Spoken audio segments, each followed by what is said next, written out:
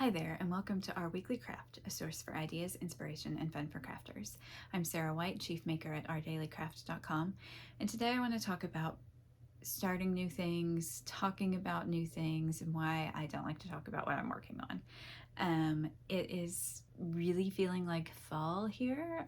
Finally, we just turned the heater on this morning for the first time. I'm wearing my rainbow stripe sweater. I can't remember the exact name of it, from Crafts Everywhere. I'll link it in the post. I did this one as a test knit, and it goes all the way. I showed it to you when I was making it, but stripe colors, and I love it, and it's boxy and warm and cozy and perfect for a cold morning like we're having as I film this. I'm also working on a sort of coordinating a crochet project today. I'm working on a granny stitch striped lap blanket.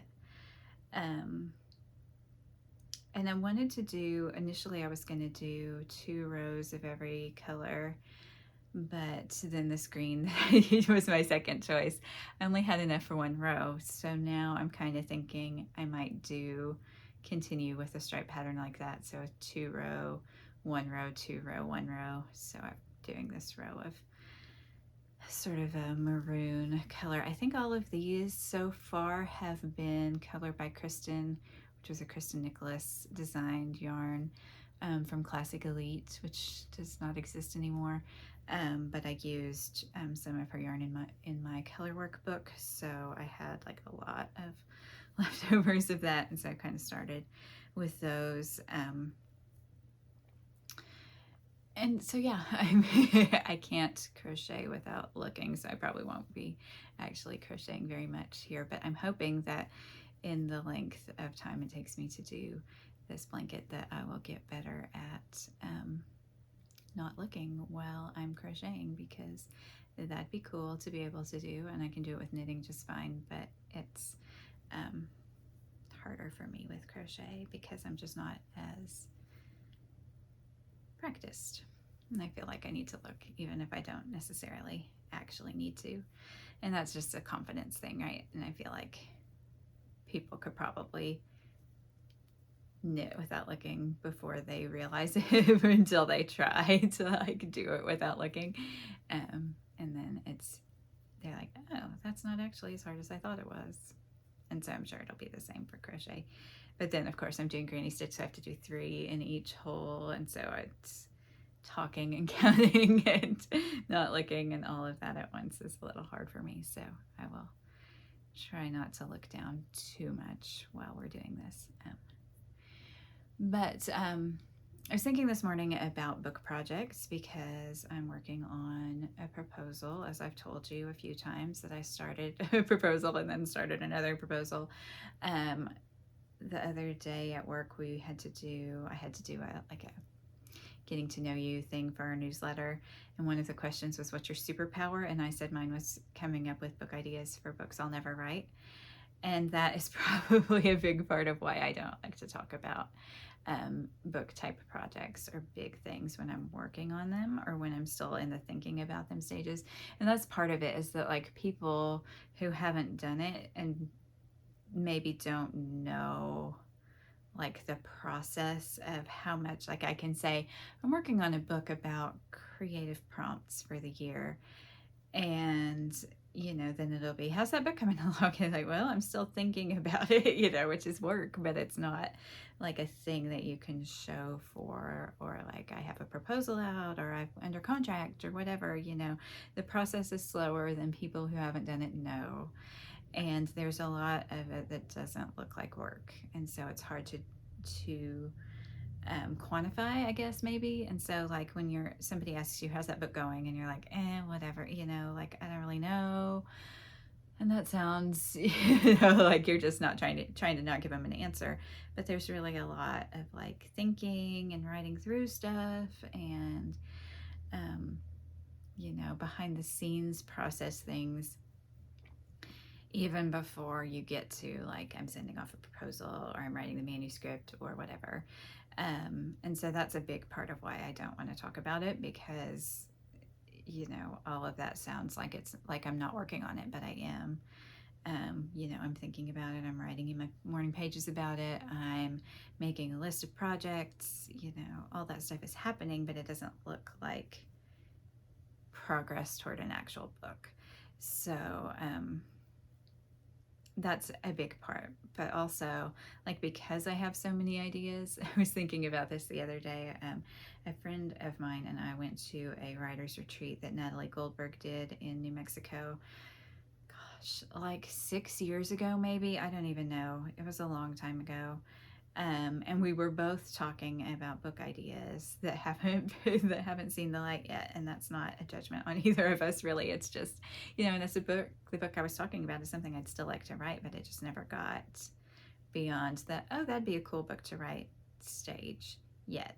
Doesn't mean it won't ever, but and somebody else who's interested in writing books and who has written books understands that maybe better than your average person who's like, you have a book idea and you haven't you haven't written it yet, you haven't done anything with it for 6 years.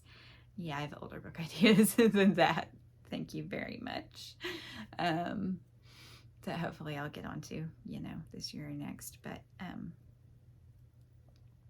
so I feel like that's part of it too, is just the like, I have ideas, and that doesn't mean I'm going to do anything with them, or I might work on it for a while and then decide I want to do something else. So, that's where I am with the Whimsy book. I want to do it, and I definitely am going to write that book someday, but I don't feel like now is the time for that one, maybe. Like, I need to give it more thought, and I need to do more research and more thinking and all of that stuff that needs to happen before it can be a book. And so, hopefully it won't be 6 years since I had the idea that I am actually writing that one, but it might be a year or two, right? And so, me saying, oh, I have this great idea for a book, and then nothing happens, doesn't mean that nothing's happening. Another thing, so some writers don't like to talk about what they're working on because they are afraid that somebody will steal their idea. I think that that's incredibly unlikely. Most of us have more ideas than we know what to do with as it is, and I'm never going to be like, oh, that's a great idea, I should do that before she gets her book out or whatever, right? And I don't feel like it's not a competitive thing that I don't want to share. It's more just the reluctance to talk about something when it's not real. And I have another friend who talks about how if she visualizes something, then she knows it's not going to happen. And so I imagine that she's the same with her projects, that she doesn't like to talk about them because the more you talk about it, the more real it becomes in the talking about it, and then the less likely it is to become real in reality for her.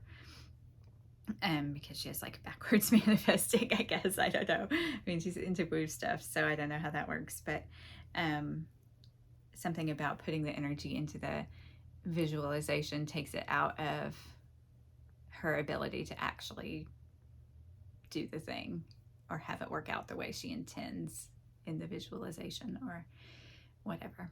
I don't know how to explain it.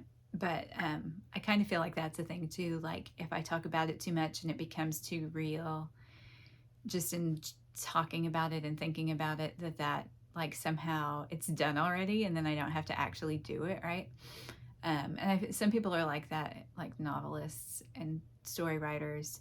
If they outline things, then they're like, well, now I don't have to write it because I know how it's going to end, and that's the curiosity of it is what makes it worth writing about, right? So maybe that's part of my thing too, is that I don't want to get bored with it. And so like the more I talk about it and the more I think about it, the more I'm trying to express what it is that I'm working on and where I am in the process and all of that, that just like takes some of the mystery out of it and makes it like, oh, it's just this other thing I'm working on. And then it feels like homework and not like discovery and not like play. And I need it to be fun. And if I'm like, have people asking me, oh, how's that book going? Then I'm going to be like, I don't want to talk about it because it's not fun to talk about. And part of that is me not being into self-promotion and not, wanting to be like, hey, look at this thing I made. My husband was talking about the Chibi book last night. I blogged about it and shared on Facebook. And he said, it's funny that I didn't know you were working on that book until I saw it on Facebook when it's already been published. And I was like, well, I just didn't talk about it, you know. And it was very fast. Like it was a month that I was working on that project. And it's just like, yeah, well, that's what I did in March. It's fine. You know, and when it's my book, you know, my idea, my baby, as it were, it'll be different, I'm sure, because like I shared when I got my contracts for my knitting books, and I shared when they went to the publisher and all that stuff. But when it's in that infancy stage of like it's still just an idea, I'm kicking around and I'm not sure exactly how I'm going to present it to the publisher. I'm not sure, you know, what the format is going to be when it's written and all of that. I don't want to talk about it too much because it does kind of take some of the shine off of it, and it makes it less fun, and it does feel like work if you've got people online or in life going, how's that book going? I'm like, stop asking me. It's going, okay. You know. And even if it's not, then you feel like compelled to make something up and say, oh yeah, it's going fine, whatever, I'm writing, because nobody knows, right? So I mean, I guess that's okay, but it's also just yeah, I don't know. I don't like to talk about it as much as, you know, like I have vaguely mentioned I'm working on things and the vague outline of what this topic of those things is. I don't want to get too deep into it. Once it's done, like maybe I'll do a video about the process on a higher level once it's finished, because like I've never done a book where I sent a proposal to publishers and then got a contract and all of that. It's always been the publishers approaching me, or like on the Chibi book, it was a publisher looking for a writer, and so I applied like a job. So and it wasn't my idea at all. So you know, that's just, it's a different experience for me, and maybe I don't know how to talk about it either, because it's like it feels like there's this whole big thing that has to happen before anything actually happens, right? So, you know, those books started with an email, and then there was a proposal, but well, the first book there was an outline, I guess. There wasn't really a proposal because that publisher knew, we want this book. Can you write it for us? And I said yes. And then figured out what the patterns were and stuff, and how I wanted it to look. But yeah, so I just, you know, it's kind of a new process for me too, and I don't know what's happening, and I don't want to talk about it. I just want to do the work. And so, you know, I am a little, not secretive, but I do hold back a little bit on talking about projects because I don't want it to feel like the pressure from other people. And I mean, and no one cares, like, right? No one cares if I write my book or not. But to me, people asking, you know, it's interest on their part. It's concern, or not concern, that's too dramatic a word, but it's not like they're trying to put pressure on me to finish it. Unless that's the way you set up your life, like I want to be accountable to you. And some people are that way, that like they need to announce that they're working on something because it keeps them accountable to actually do it, or it helps build enthusiasm among their audience, and then that enthusiasm carries them through and helps build momentum on actually getting the project done. And I can see a benefit in that, but I don't have the audience that does that. Like nobody's like, woohoo, I'm so excited you're writing a book, I can't wait to see it. You know, I just don't have like that big of an audience that's like eagerly awaiting my next book. And I know I could probably build that among friends, and I do have friends who write and who could probably be like, if I wanted to, I could say, okay, I'm working on this thing, I need some support, I want, you know, even if you have to make it up, be enthusiastic for me, because that'll carry me through some stuff. But really, I'm just like a solitary writer and crafter and maker and thinker, and I want to do it on my own, and I kind of don't want people to know what I'm doing because I don't want them to ask about it, and I don't know how to articulate what's going on, and it does feel like pressure. It makes it feel like homework. It's just not a good scene for me. So while I talk vaguely on here about I'm working on a book project, until it's like actually in manuscript or proposal, like accepted form, I probably won't go into too deep into process or how that's going, or whatever, even though I just talked for 15 minutes about why I don't want to talk about it. It's kind of silly, right? But I don't want to talk about it. So anyway, I'm working on this blanket. As I mentioned, I just got to the end of a row and I need to change colors, so I stopped working because I don't know what my next color is. I have like a bag of that has random balls of yarn in it, and so my rules for this, I have the stripe sequence, but is that just that I pick something at random, and that there's not the same color 2 in a row. So like I could do another green now, but I wouldn't have done a green here. And that I can't repeat the actual same yarn. Like I have more of the blue and the gold and this red, but I can't repeat these actual yarns until I'm like out of other things. So hopefully nothing will, I imagine that I've got enough stash that I don't have to repeat anything. But if it comes to the point where I need to repeat, it won't happen until I've like exhausted all of my supply of other colors. So it will be really scrappy and cute, and I'm excited about that. I think it's going to be my office blanket because it's a lap size blanket, and I don't have cats that get in my lap anymore, so I'm going to need some extra warmth in the winter. I'm also still, I have like 3/4 of a sleeve left to knit. That's why I started a blanket, because I was tired of knitting sleeves on my Achu. I do really like to finish it this weekend, but I don't know if that's going to be possible since I started this blanket and now I'm like in blanket mode.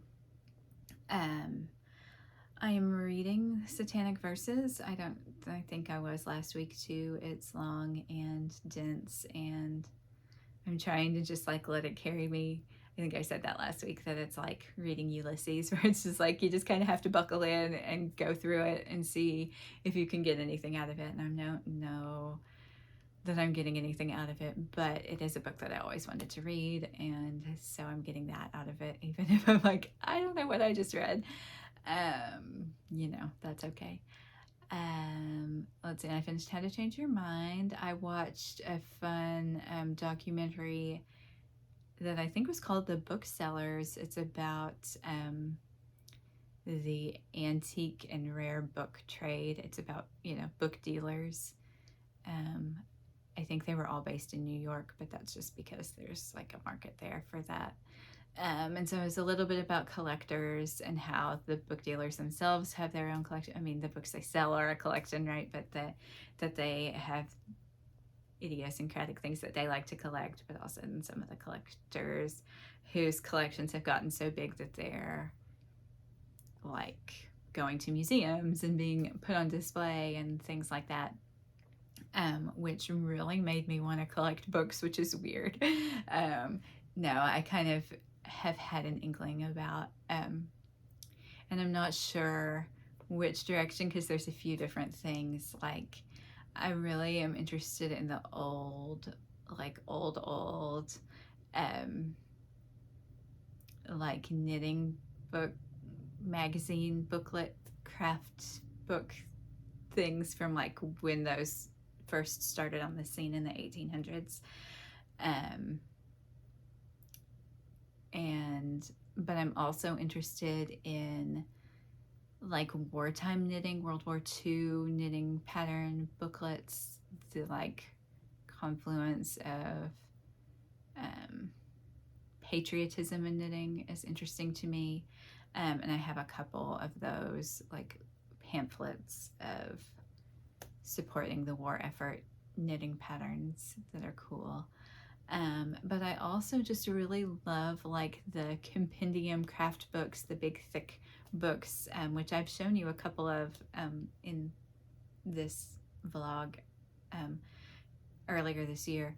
But like the big compendiums of craft projects and instructions. Some of them are specific to a craft. So like I have a couple of that are like Big Book of Knitting, but I have some that are, you know, various. So it's like knitting, crochet, embroidery. Sometimes there's sewing thrown in. Sometimes it's more general craft kind of stuff. But like the Better Homes and Gardens and I can't think of the name of the other one. Reader's Digest did a lot of them in the these books are like mostly from the 60s and 70s, when the last big, I mean, it's not the last big now because there was one in the early 2000s too, but there was a big resurgence in craft in the 60s and 70s. The last time Granny Square everything was cool, right? Like it's all coming back again. And maybe that's part of why I feel an interest in that right now, is because a lot of that stuff has come around again. And so like your Granny Square ponchos and your embroidered blouses and stuff, very cottagecore. And so it feels like that has sort of come back. But I also just really like there's such interesting stuff in there, and like it's even though the styles are similar and like the techniques, the presentation is so different, and just the projects are different, and it's just really interesting to me to like think about how craft has evolved even just in the last 40-50 years. And those kinds of books aren't really made anymore. It feels like there's more like niche. So it's like you can't buy a new book that's just like, here's how to knit, and here's some knitting projects, here's how to crochet, and here's some crochet projects, here's embroidery, here's tatting, whatever, all the things in one book. It's like, here's a book about knitting brioche socks, or here's a book about crocheting lace shawls or whatever. I mean, and that's great if that's the thing you're into, but there's not, and I guess the internet takes the place of those giant instructional books these days. But I kind of love like the serendipity involved in just like randomly picking up a book and opening it and being like, oh, that's an interesting thing I never thought of before, and maybe I could use that in something that I'm making now. I had the idea yesterday that I vaguely wanted to like start an Instagram account that was just like pictures from old craft books. But since Instagram doesn't show still photos to anyone, I'd have to make reels, and that would be a pain in the butt, and I don't want to do that. So it may become like a feature on my blog, or here I might start showing more, or, I was thinking about doing TikToks of like flipping through, or that could be reels too, I suppose. But I don't know. But it's sort of an idea that I had that I would like to have more of those kinds of books and to share my collection a little bit more. Came really close to buying a giant book of needlework from the 1930s on eBay the other day, and then I realized that the shipping was as much as the book, and it would have cost me $60 instead of $30 or whatever. It was like $35 book with $30 in shipping. It's coming from the UK. It's like, yeah, no, I don't want that in my collection that bad. But that's the kind of, books that I'm looking at. And so it doesn't necessarily have to be those ones from the 60s and 70s. The old style books of craft instructions are just really interesting to me. I hear a cat howling downstairs this week for the first time since they've been alive. My husband has started going into the office 2 days a week, and this is one of his office days, so the cats are a little concerned that he might not ever come back, even though he always does. So before they make it, oh, never mind, there's one here already. They're very much not lap cats, or I'd show you the cat that just came in. Oh, he's leaving. Anyway, but that's a good sign that I should be winding things down. I also am watching California Typewriter, speaking of documentaries about esoteric dying arts and things. I'm not quite finished. I'll finish that one when I go work out right after I film this, but it's about typewriters. There's a store in Oakland or Berkeley, I can't remember which town it's actually in, called California Typewriter, and it's like one of the last typewriter repair shops that exists. So it's a little bit about that. It's about typewriter aficionados, typewriter collectors. Tom Hanks is a big typewriter collector, and he types notes to people instead of handwriting things. So he's in there. There's other, writers and musicians and things who use typewriters. The last bit I watched was about people who, it's like a music collective, and all of their music is produced by the sounds that typewriters make, and so it's thumping on the keys and the bells from the returns and all of that stuff, which is pretty cool. So that one's fun. That one, the Booksellers is on Prime, I believe, and then the California Typewriter is on Freevee, which is a little annoying because it has ads, but you know, it's worth watching anyway. So I think that's all. If you have feelings on that whole do you talk about projects when you're working on them kind of thing, I would love to hear about it, because it may just be me that I'm just like, I don't want to talk about that. Like, I am not into, you know, like when I'm in it, I don't want to talk about it because I'm doing it, right? I don't know if I'm alone in that. If I'm not alone in that, I'd love to hear your thoughts and what you're working on, reading, watching, etc. And I hope that you have a great crafty week, whatever, when you're watching this. And I'll talk to you again soon.